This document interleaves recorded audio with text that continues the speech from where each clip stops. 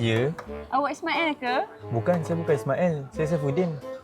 Awak buat apa kat sini? Saya datang, saya nak beli tilam gajah Fuzzy Dream. Jom saya tunjuk. Serius lah? Ya. Alright, jom. Ini dia tilam gajah dari Fuzzy Dream.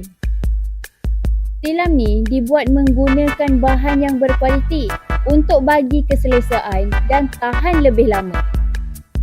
Dalam tilam ni ada 550 bonel spring, lebih padat berbanding dengan tilam biasa. Tilam ni juga boleh menampung berat sehingga 110 kg. Jadi memang kukuh dan stabil.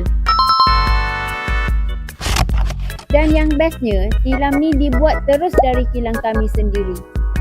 Kualiti kami jaga dari awal sampai siap produk.